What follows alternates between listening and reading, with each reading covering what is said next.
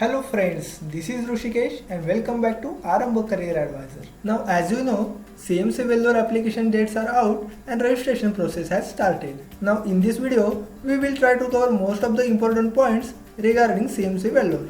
जैसे कि CMC Vellore के बारे में देखेंगे, वहाँ पर कौन कौन से कोर्सेस अवेलेबल है, CMC Vellore में MBBS करने के लिए एलिजिबिलिटी क्राइटेरिया क्या है, टोटल MBBS के कितने सीट्स है और सीट्स डिस्ट्रीब्यूशन कैसे होता है, MBBS कोर्स का फी स्ट्रक्चर कैसा है, एप्लीकेशन फॉर्म फिलिंग के डेट्स क्या है और एप्लीकेशन की फीस क्या रहेगी। इसी के साथ साथ CMC Vellore में MBBS एडमिशन की प्रोसेस यानी काउंसलिंग कैसे होगी। So let's start from the introduction of CMC Vellore।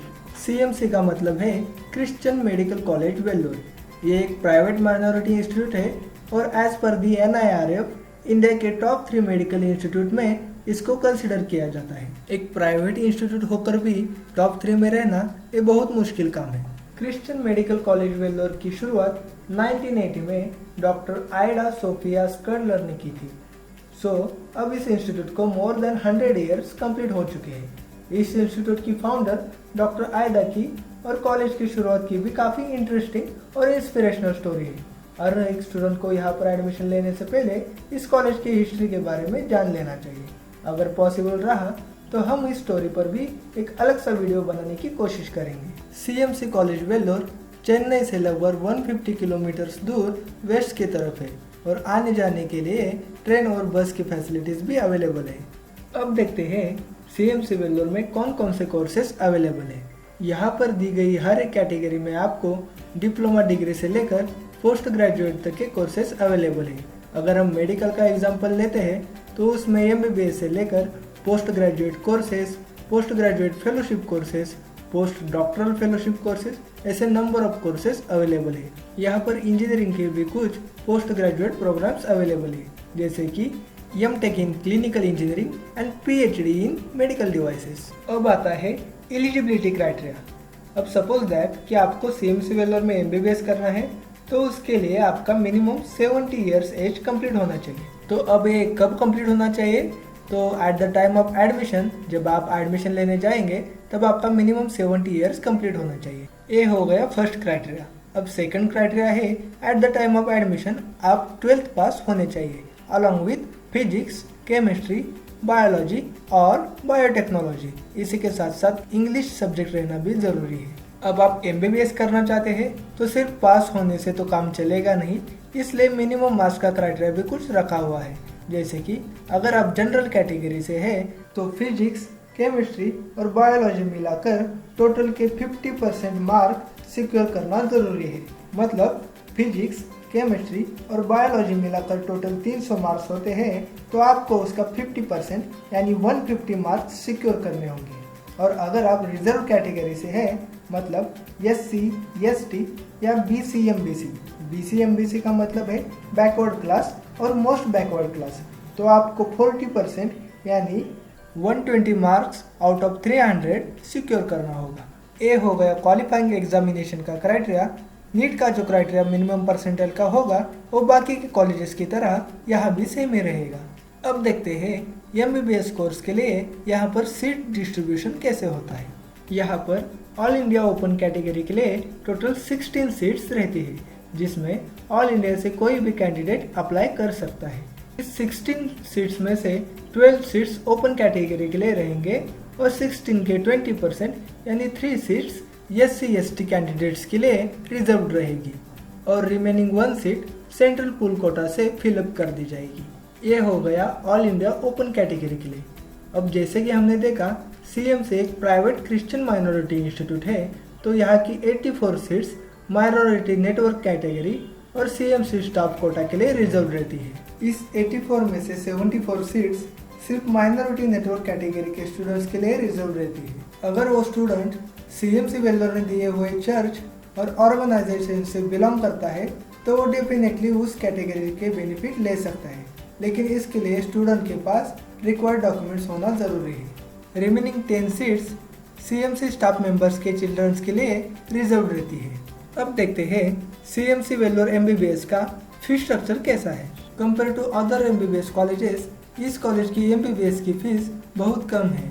We can say that कि इंडिया के most of the government college से भी CMC वेल्लोर की फीस कम है। ट्यूशन फीस जो कि हर साल भरनी पड़ती है, one time admission fee and other annual and one time university fee, ये सब मिलाकर फर्स्ट ईयर को आपको अप्रॉक्स 50,330 रुपीज़ पे करने होंगे और नेक्स्ट ईयर से 33 या 35,000 के आसपास आपको फीस रहेंगी। अब देखते हैं रजिस्ट्रेशन के इम्पोर्टेंट डेट्स क्या है। अब मोस्ट ऑफ द स्टूडेंट्स और उनके पेरेंट्स ये सोच रहे होंगे कि अभी तक नीट का एग्ज़ाम भी नहीं हुआ और एडमिशन प्रोसेस कैसे स्टार्ट हो गई। तो CMC वेल्लोर में ऐसा ही होता है, अभी आपको रजिस्ट्रेशन करना ज़रूरी है। 27 अप्रैल को रजिस्ट्रेशन स्टार्ट हो चुका है जो कि 15 जून तक चलेगा। उसके बाद आप रजिस्ट्रेशन नहीं कर सकते। अगर रजिस्ट्रेशन के समय आपके पास कुछ डॉक्यूमेंट्स कम है तो आपके लिए थोड़ा एक्स्ट्रा टाइम दिया गया है।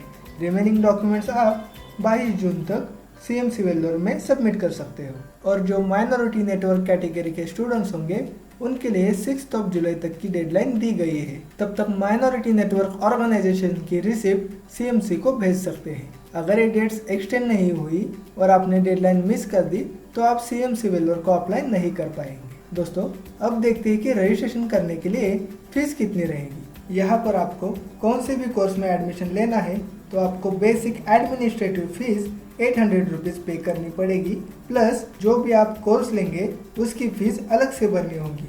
फॉर एग्जांपल अगर आप MBBS के लिए अप्लाई करना चाहते हैं तो basic administrative fees 800 rupees plus MBBS की fees 500 rupees means total 1300 rupees पे करनी होगी। पेमेंट करने के लिए different modes of payment available है, जैसे कि बैंक से ऑफलाइन मोड से चालान से पे कर सकते हैं या ऑनलाइन से net banking, credit card, debit card से भी आप पेमेंट कर सकते हैं। अब लास्ट पॉइंट में देखते हैं एडमिशन प्रोसेस यानी काउंसलिंग प्रोसेस कैसे रहेगी।